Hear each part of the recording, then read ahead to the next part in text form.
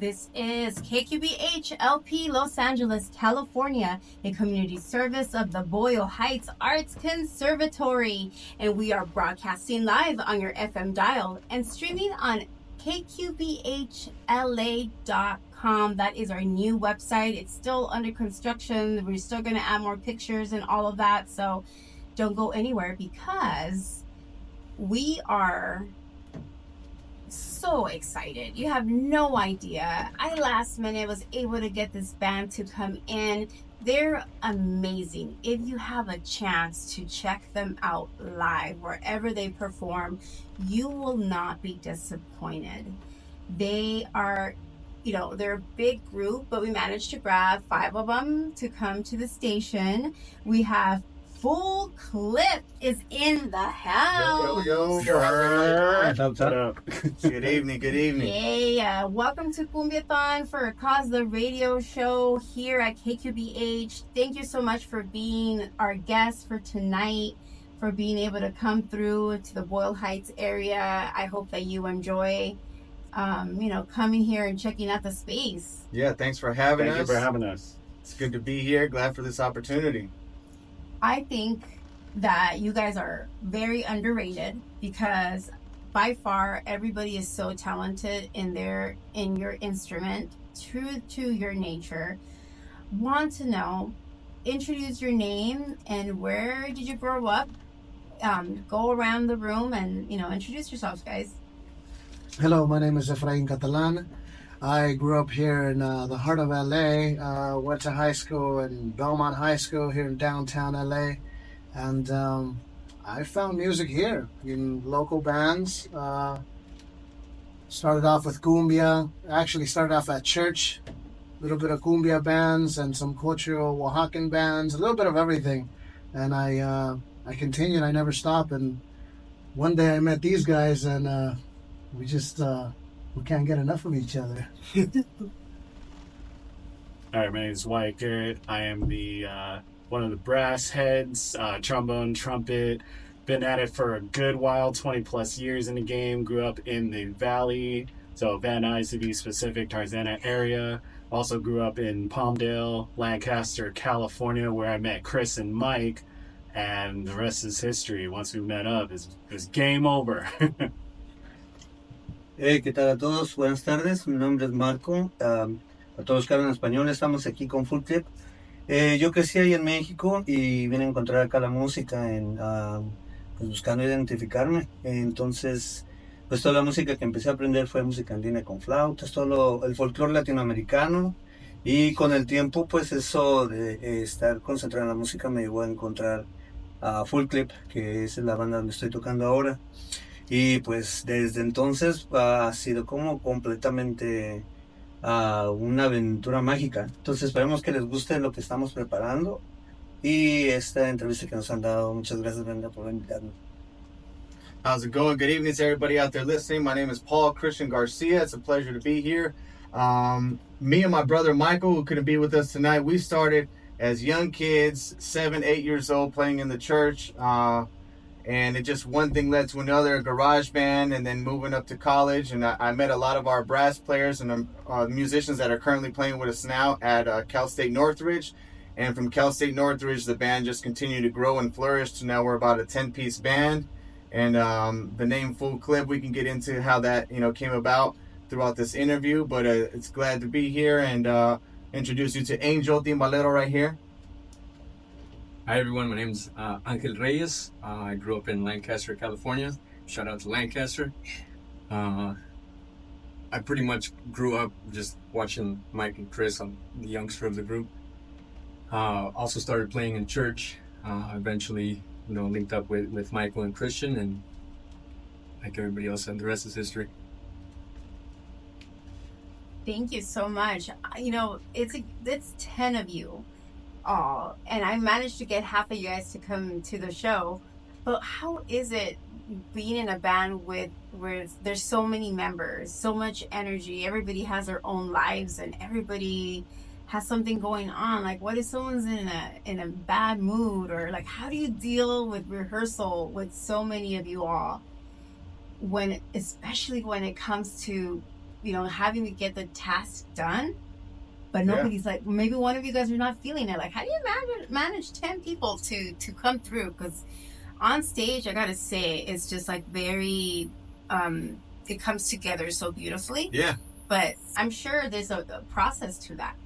Yeah, well, like you said, many personalities, and I think we're really blessed with the members that we have, because I think when somebody is in a bad mood and a funk, I think this is why we do the music, because if you're having a bad day, I think we look forward to showing up to rehearsal, because when we leave rehearsal, I think everyone could say the same. We're all a little bit less stressed out by whatever's going on in life, because this is what we love to do. And for me, going and playing with my brother, and then adding more members throughout 10 plus years, maybe 15 years plus playing with Full Clip.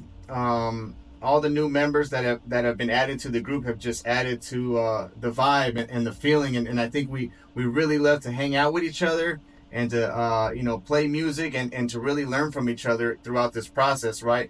And not just the music, just our life journeys in general. Like, we all hang out outside of this. We also, we go to each other's kids' baptisms, birthdays. We always have an annual bowling trip. So we do things outside of music too that keeps things fresh and live. But we always want to, stay humble, stay true to our roots, and say, hey, it's about the music, and it's about supporting each other through this journey. So I think balancing rehearsals, I give it credit to everybody here, and I've always thought, like, if the guys have still been committed this many years, and are still in a good mood about coming to play for Full Clip, then we're going to continue with the band and see how far we can go, because a lot of times it's very difficult to keep a band together, right? Let alone a band of 10 members. And so I think the group that we have right now is just really meshes really well together.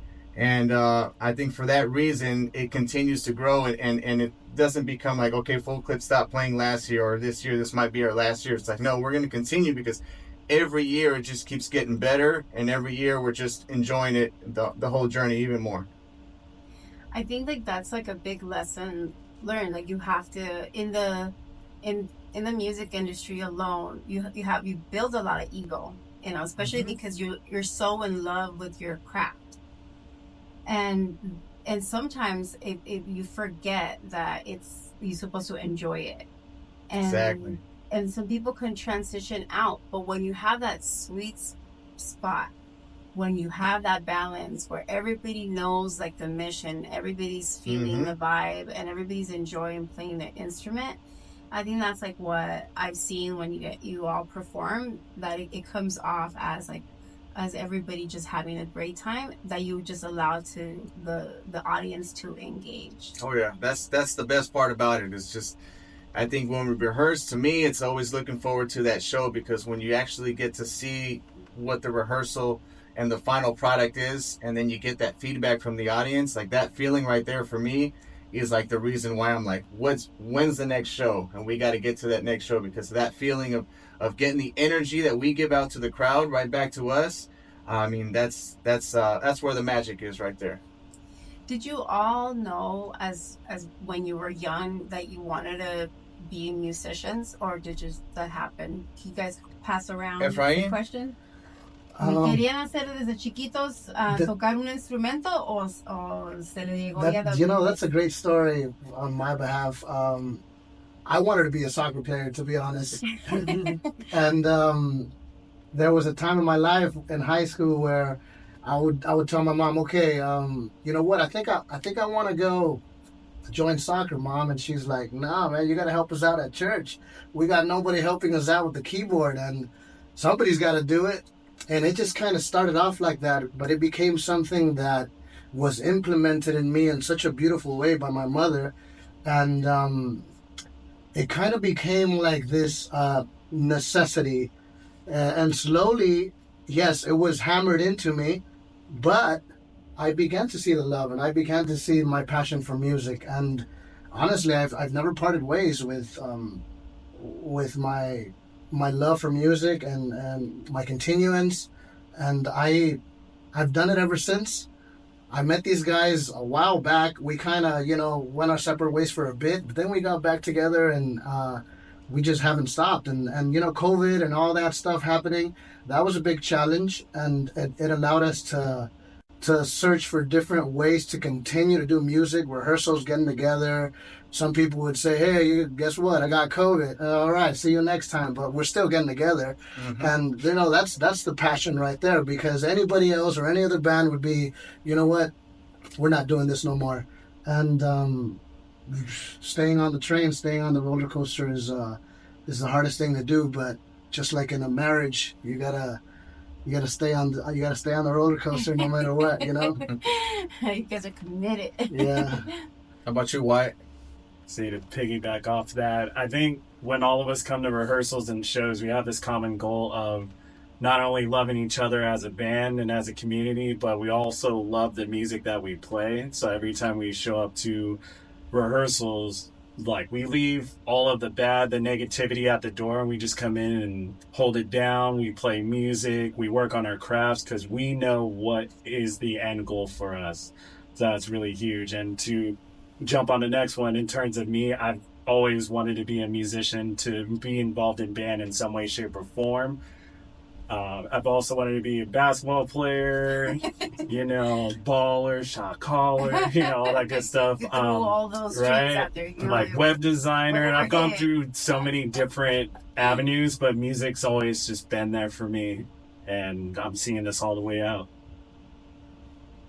Well, for me it was kind of different, but that was from, let me tell you something.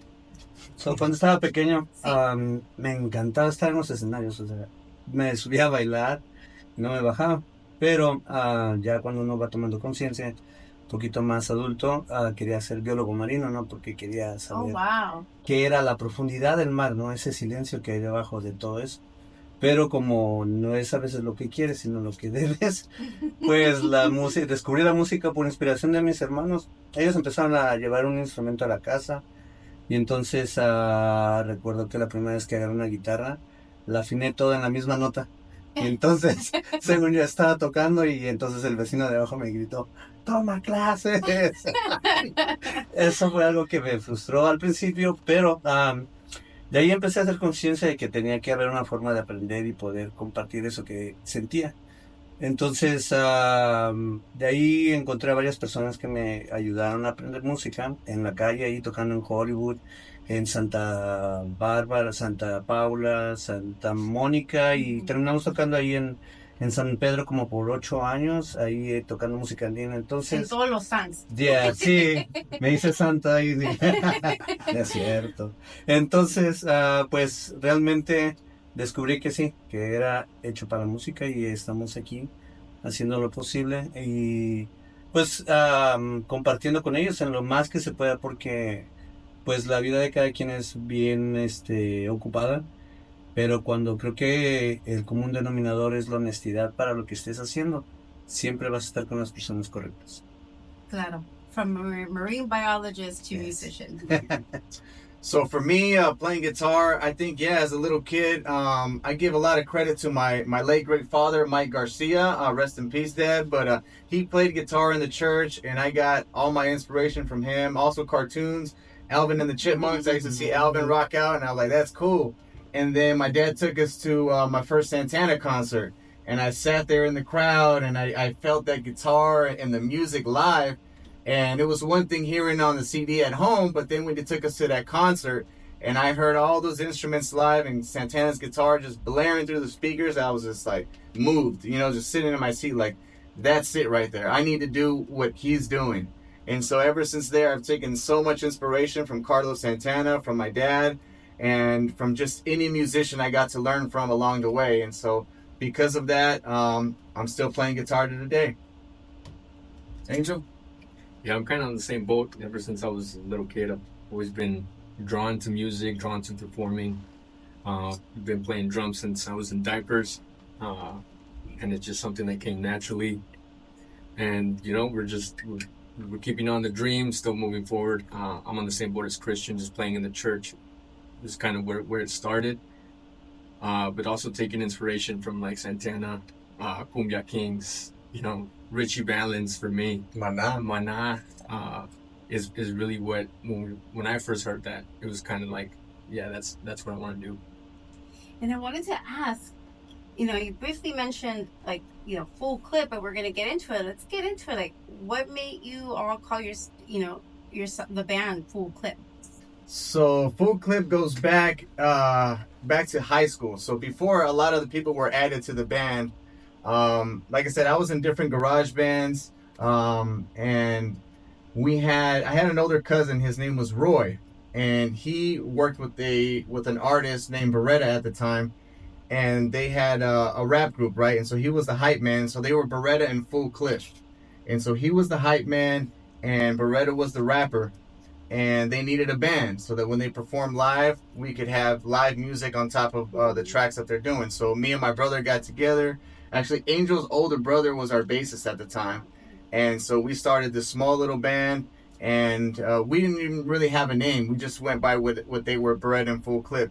Can I ask you a question? Yeah. When you say Beretta, do you mean now he's known as Concrete? Yes, sir. Oh, wow. Yes, sir. No. The I comedian didn't Concrete. know that. Yeah. No way. Small world, huh? Yeah. I knew him from back then. Yeah. As far as the music. Yes, sir. Now Concrete's doing comedy, and so we started out all youngsters and playing music, and then brings some sadness to my heart to say, but Roy, my cousin, he passed away, and we decided to just name the band in his honor, and we continued with Beretta and Full Clip.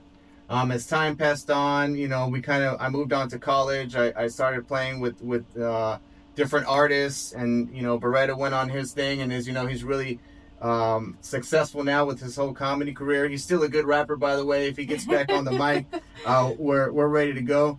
But because we had my cousin in his honor, we kept the name Full Clip, and along the way we wanted to say, like, how do we take this name Full Clip and give it a positive connotation? Because oftentimes, you hear Beretta and Full Clip, we're thinking about guns and violence. But in music, when you are at max volume and when you're going full, there's a meter and it clips. Yeah. And so when you're distorted guitar and you're really in their face with the sound, that's called clipping. So we figured we'd take that positive about Full Clip, because when we perform, we want to be in your face with this positive, music waves just coming at you. And so that's what we feel today Full Clip means to us, and embodies a full spectrum of really where me and my brother started and to where we're today and continuing in the future. Hey, man. Nice. I love that. That is beautiful, because you're able to pivot and transition and really hone in on the identity as time progresses. Yeah. But still keeping true to the original, story, the foundation, but understanding that times change, things change, but the meaning of it is still a little bit of everything. Yeah. Love that very, very, very much. You all have music on Spotify, so I want to take a music break, and I want to put in a song that's on Spotify. Let's do it. And I have on cue Aventura. Aventura. So we're going to play that, and when we come back, we're going to talk about it. We're going to talk about what, the music that you guys are putting out there. Cool. This is KQBH LP 101.5 FM. Don't go anywhere. Full Clips in the house.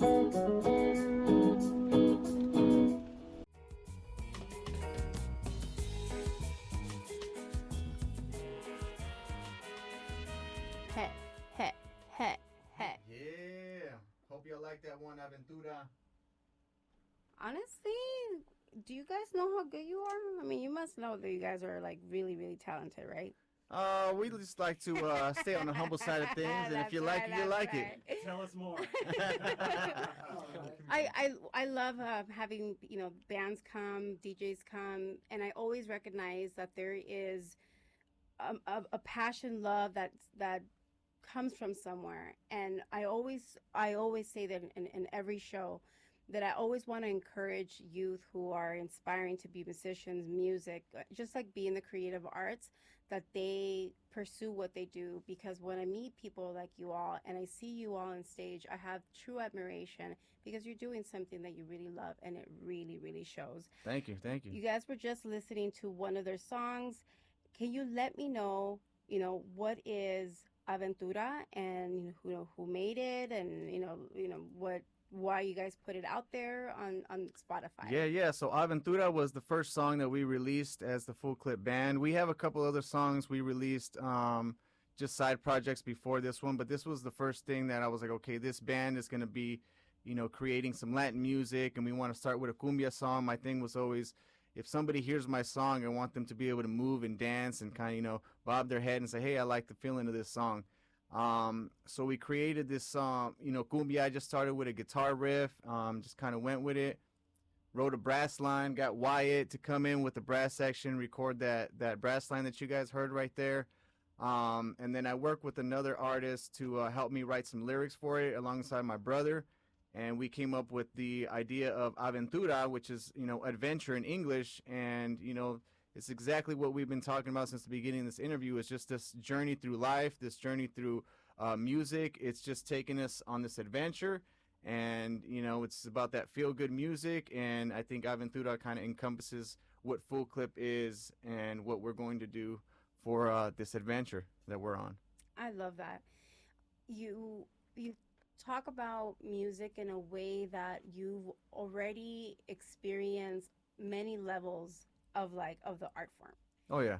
So can all of you tell me what has been like the toughest like gig or experience, or what is it? Because I want to make sure our youth understands that you're gonna get discouraged. Like, the music industry, the field is so complicated, but then you see your projects, you actually put music out there, you keep going. How do you work through, what is that experience, that bad experience, and how'd you push through it? A while back, we had a gig. We were booked at Borders in Hollywood. What is that? How many years ago was that? It's like 10 years, 12, 13 years ago. We were much younger back then. Okay? And all we cared about was performing. Matter of fact, we didn't care about nothing but just performing and having a good time. Getting maybe one drink, two drinks, nothing more than that. But I remember that day, our drummer, Michael, on his way to the gig, he, I think the snare fell from the truck. So, or something like that happened, and he was driving, and we started talking about it, and we brought it up. We were like, hey, we don't have a snare. And it was such a difficult situation. And somewhere, I don't know how it happened, but somebody pulled out a snare from somewhere. I think somebody went and back home and picked something up, and it was super far away because these guys live so far in Northridge. And I had a very bad experience that night. I remember I got a little tipsy, and I made very bad choices. And when we finished, I made the dumb decision to drive home, and that had a lot of consequences. So it was a big lesson for me, and I want to use this example to let everybody know that it's not always just fun and a smooth ride through music and performing and just enjoying the crowd and them clapping for you. Like, along with that comes decisions that you have to make at that time that will take you down a path that you don't want to go, or down the right path and the righteous path. But it's not always very easy to choose the righteous path. Matter of fact, it's the hardest thing. It's so easy to choose the wrong path. And many of the times, musicians and performers, we get dragged into the great times, and people telling us, hey, let's do this, let's do that, let's do this, let's do that. And you just say yes, maybe because you're young or because you want to live. But it's a moment where you mature and life slaps you around. And I remember I learned a big lesson that day. I matured in many ways, and that was a tough moment for me personally. And I remember I told the band about it. The band was very disappointed. A lot of people were disappointed, and I'm just happy that now I can talk about it in a way that I can see it as a lesson, and I can also share it so that everybody knows that musicians are not always having a smooth ride, and the music industry is not beautiful all the time, but staying on the roller coaster again and staying positive and loving your passion is going to get you to a point where you're at a radio station sharing your music, and it's such a beautiful moment.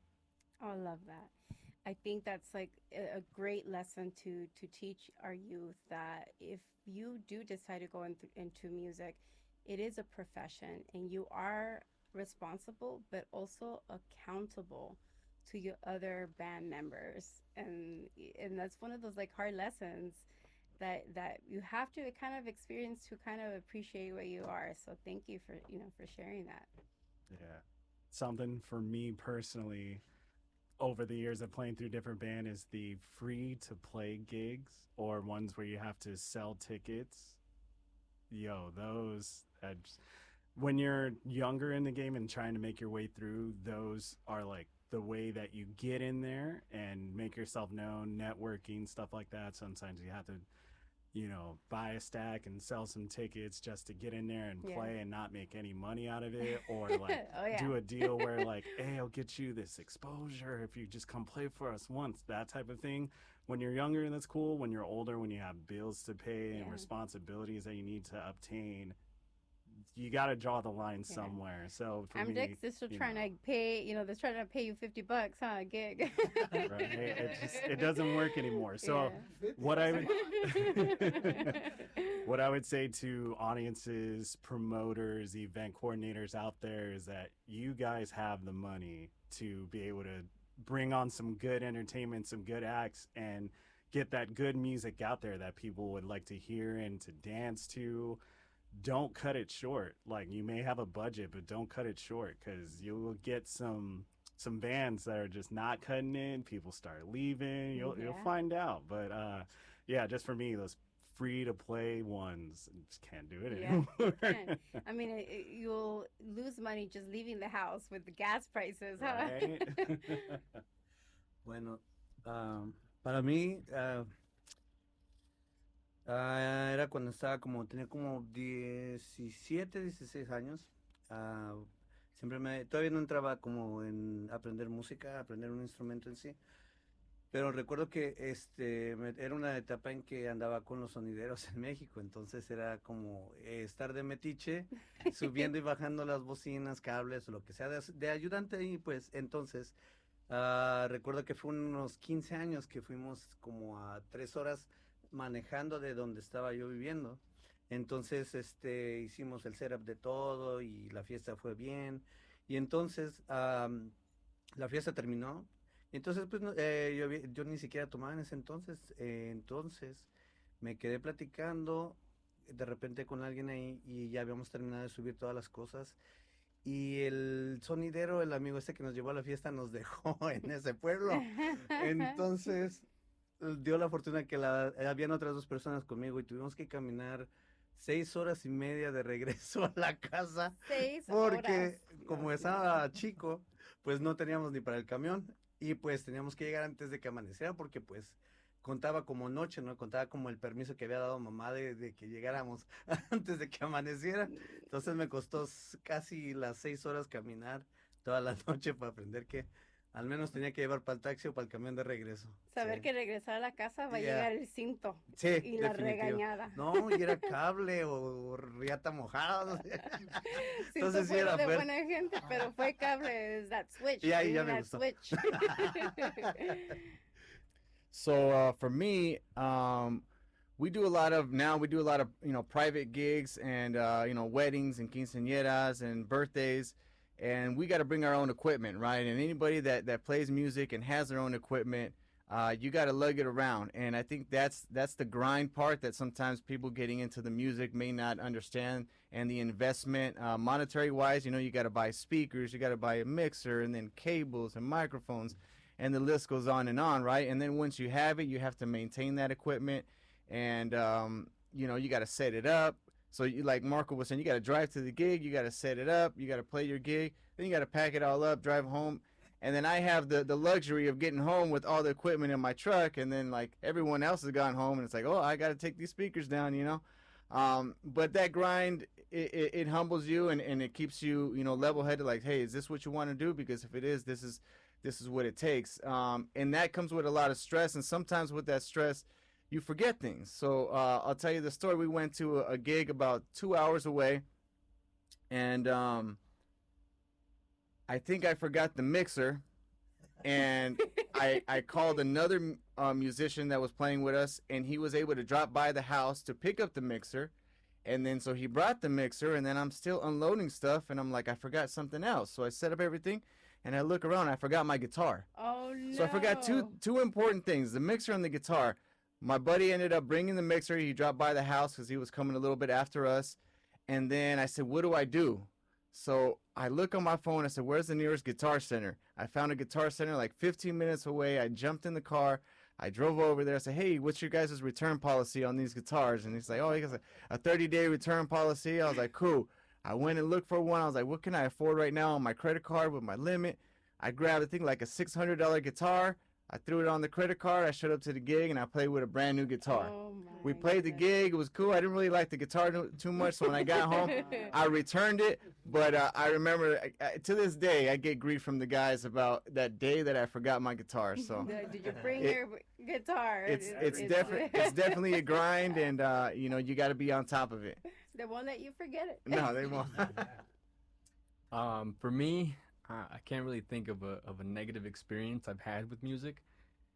You're just a baby. Give it a couple more years. I know, right? I think the good times they kind of outnumber the bad times. But I think a big thing for me is like sacrificing time away from my baby girls, my two daughters, taking time away for gigs, for rehearsals. It definitely adds up how much time I'm away from them. I think that's probably the hardest part for me. Everything else has always been a good time. Anytime I get to play with these guys, I'm grateful for it. So, I mean, if you are inspiring to be in the arts and you know that you're going to be on the road, it's important to note that. Like, can you survive the ups and downs, the impact in family and maybe like holidays or nights?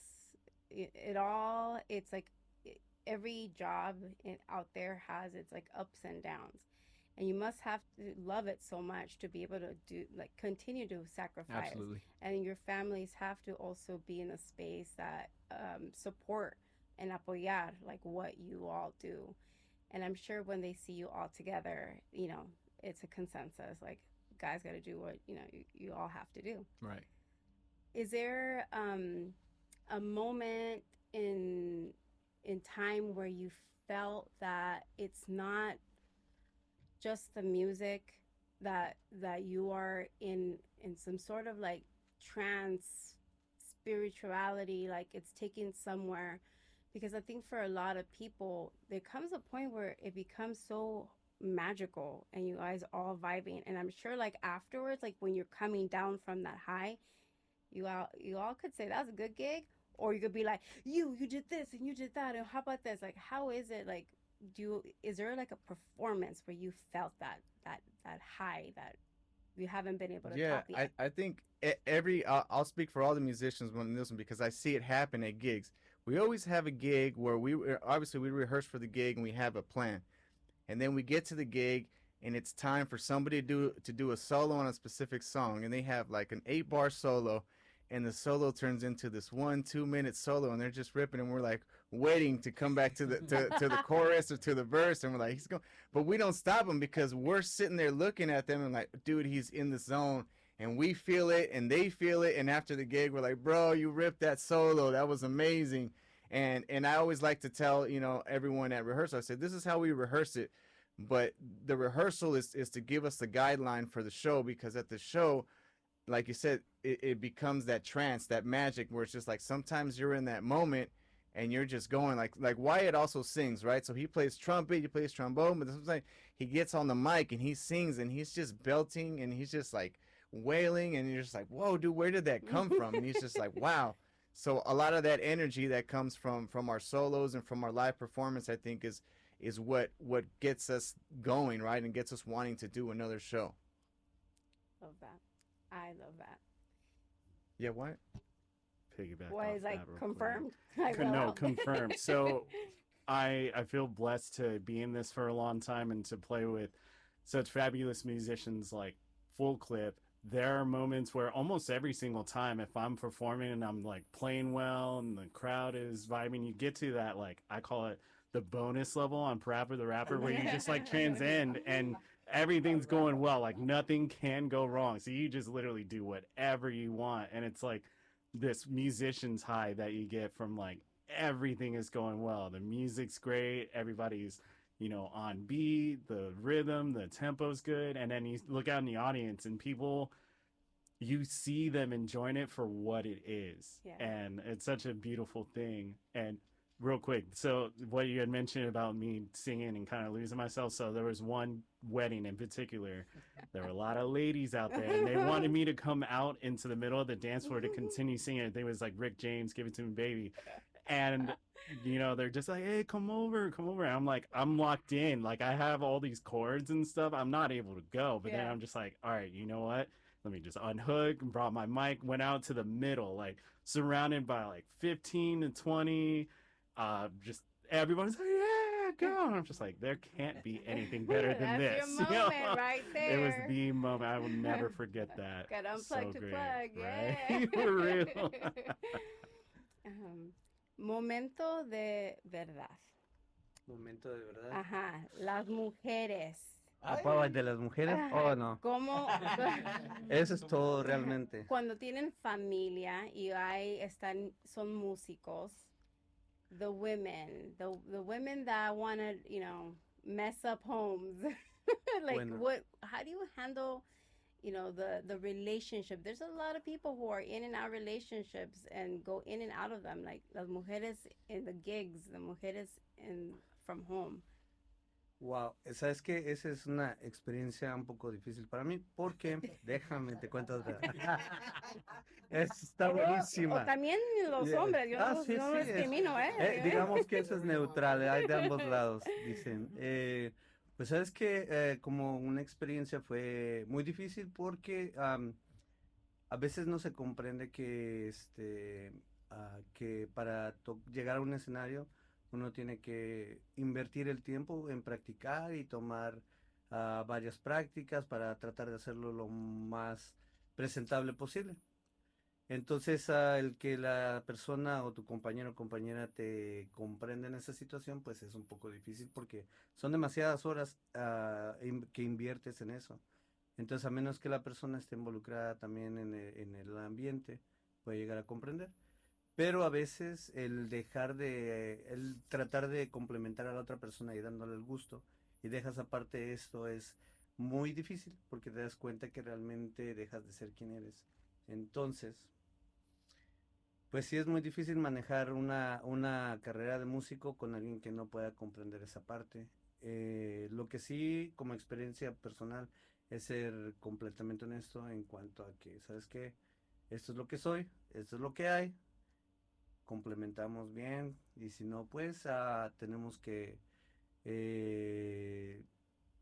elegir entre una cosa y otra y eso fue lo que me tocó a mí. Me dijeron, bueno, decide. Yo la música dije, bueno, te llamo después. Entonces no estoy diciendo que todos sean así, ¿no? Entonces yo no estoy diciendo que todas las personas sean así, ¿no? Pero todos pasamos por las mismas emociones, pero tenemos niveles de apego diferentes cada quien, ¿no?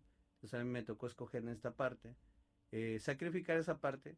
No tengo familia, no tengo hijos, entonces para mí es un poquito más cómodo hacer lo que quiera. Tienes más flexibilidad. Exactamente, ya. So, sí, es difícil tener una pareja que no sea dentro del ambiente, a menos que sea completamente accesible a los tiempos que tenemos de ensayo. For me, I'm a married man. Shouts out to my wife Juliana listening to out there. I love you. But just straight. Yeah. Women, right? There's But nobody lingering around. She's very supportive. I mean, she's been with all the Full Clip. Everyone knows her for many years, and she's right there with me, like unloading speakers, loading them up, telling me if it sounded good, if it sounded bad. She's my number one supporter when it comes to social media. She's like really good at all that, so she's like really helpful with all the social media stuff. So I'm very blessed to have her. And I'm not the only married one. I want Efrain to talk a little bit about his relationship with his wife, because it's a special relationship of him and his wife to Full Clip, because his wife sings with us. So I'll let him talk a little bit about that. Well, like he said, I have the fortune to be married to another member of Full Clip. So, yes, we've been married for 6 years. Woohoo! Right. But the topic of mujeres, or whatever He you has want the to say. wedding ring on. I just have to give that visual. Okay, he's wearing it. Have it on. It's a beautiful experience to have somebody that shares it. And I hear a lot of people like Marcos here who are fellow musicians who are like, man, you're so lucky that you have somebody who understands you and joins you too. Like, she's next to me, she sings with me, she goes to the rehearsals. It's really special. And I'm going to talk about something else too. I've been with girlfriends who weren't supportive, so I know the difference. And it's a blessing. It really is a blessing. She's not only helped me with being supportive in this manner, but she's a great musician, and everybody here can vouch for that. She's a great singer. You're never gonna catch her off pitch. I'm not kidding. And not only that, but she sees my vision, and she pushes forward, and she supports that too, because she also wants to create like this empire and dynasty of music in our family and in our household. And we have a son who is who is 1 year and 1 month now, and we're also teaching him music, and it's very beautiful. I recently started my recording studio, and I have hopes of making a record label with that. And you need somebody, a partner, to help you out with that. And honestly, all the other women don't matter when you have something like that. So, yeah. Shout out to Elizabeth Catalan out there listening. She's right here too. She's listening to the radio station. I love you. Shout out to all the women, all the partners, all the friends, all the familia, the children that understand and support what you all do. We're going to take a small music break because the hour is running away, but we want to make sure that we play some more of the music that we can find Full Clip on Spotify. And also, we're going to ask when we come back your social media handles and where they can find you so we can ensure that people could keep following. You guys are listening to KQBH 101.5 FM. This is Brendita Eres with DJ Amdex. You're listening to Cumbiathon, 101.5 FM, KQBH, Los Angeles.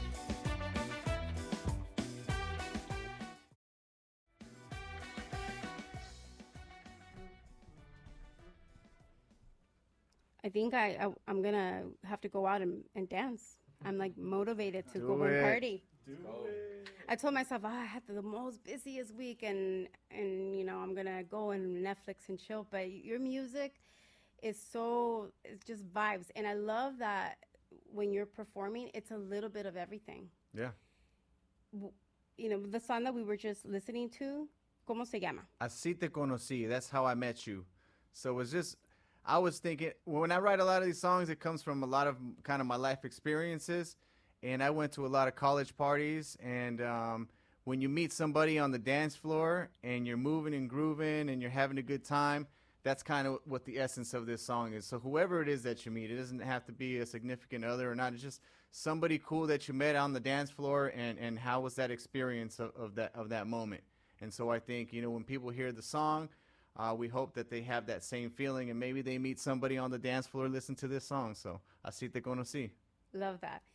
Is there a particular genre of music that you love more than the other? Because the music that you play, it's a little bit of everything. So you really take people through a party roller coaster. Like there's other bands, DJs, and things happening, but with yours, from the band set alone, they get a little taste of a lot of different genres. But particularly, is there one genre of music that you might like a little bit more?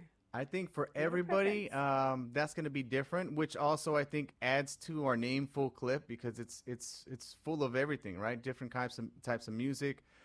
For me, it's Santana. Like, I listen to Santana's music all the time, and then because my wife loves Selena, it's like Selena all the time. So it's like Santana guitar with that cumbia, and so I think I get a lot of my essence and inspiration from that. So for me, it's that Santana music. How about you, Efra? I just want to go back to Así Te Conocí real quick. When we were writing that, we wanted to create like this vision of encountering, right? Like meeting that person that you kind of charmed or that charmed you. And I think it's our intention subconsciously to charm the audience. Yes, we started with Aventura, and now here we are trying to charm them with maybe a little bit of sweet words and amazing rhythms. And, you know, you can give it up to these guys for that. But going back to the topic, I grew up with a lot of the hardcore Mexican stuff like Vicente Fernandez, Jose Alfredo Jimenez, Luis Miguel, probably born in Puerto Rico or something, but that don't matter. He did Sabor a Mi, which is we claim him, and all that other stuff. So that was my stuff, and maybe a little further than that. I did a little Temerarios. You know, wake up in the morning, my mom would be cleaning or cooking, and you'd hear rehenes and stuff like that, and stuff that made you move and clean at the same time and make tamales. But it was that kind of cultivated me and made me what I am today. And I think subconsciously, again, I continue to push that via my instrument, which is the keyboard in this case. I play guitar too, and I do vocals as well. And I've been blessed with an opportunity to compose music with both Angel here and Chris and a lot of the people who have contributed in the lyrics, and everybody else who's contributed with the instruments and arrangements. So thank you guys very much for all that, and thank you guys too.